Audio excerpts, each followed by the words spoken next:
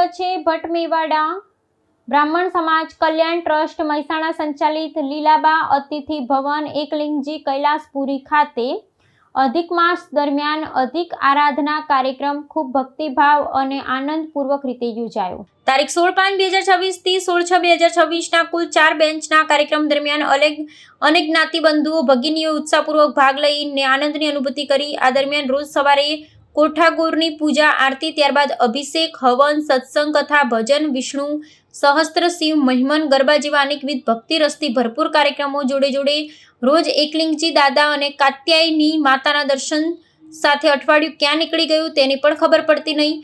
આ દરમિયાન ટ્રસ્ટના કાર્યકારી પ્રમુખ જનકભાઈ જોશી, મંત્રી શ્રીધરભાઈ જોશી, ઉપપ્રમુખ ભરતભાઈ ભટ્ટ, ધ્રુપદભાઈ જોશી ઉપરાંત યશોધરભાઈ ભટ્ટ તથા ગિરીશભાઈ વ્યાસની મુલાકાત પણ ઉત્સાહવર્ધક રહી।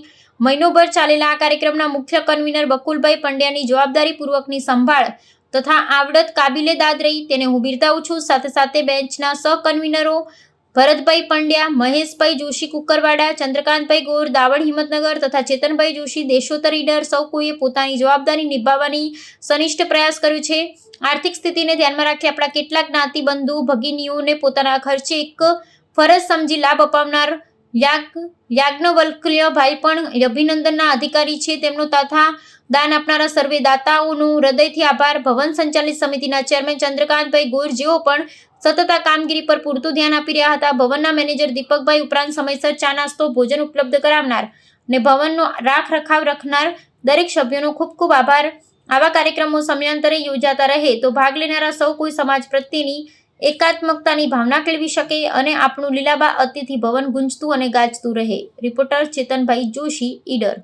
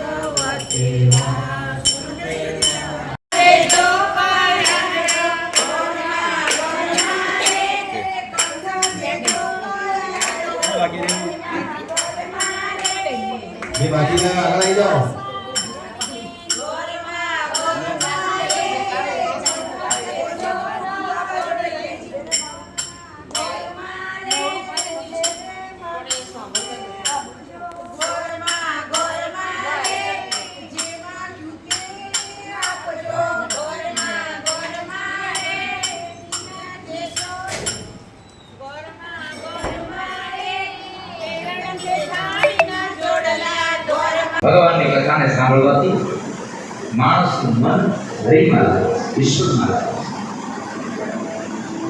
જેવી ભાગવતની કથાનો આરંભ ગંગાના કિનારે થયો એ શબ્દનો પ્રવાહ બરાબર ચાલતા યમુનાના કિનારે ગયો અને યમુનાના કિનારેથી જ્ઞાન અને વૈરાગ્ય ભક્તિની ગોદમાં સુતા છે એના કાને જ્યાં ભાગવતના શબ્દો પડ્યા ને તો એકદમ આળસ મરડી અને ઊભા થયા છે।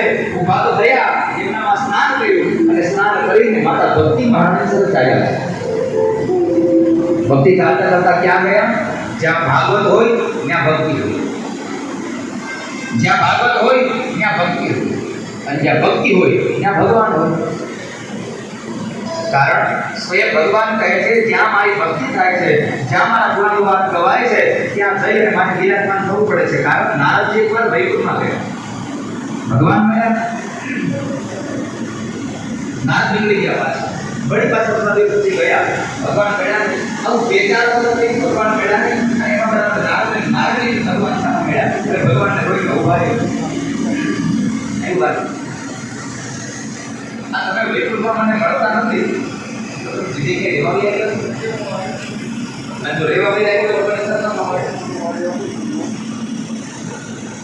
એટલે ભગવાન કહે છે નારદ વૈકુંઠમાં નથી રહેતો.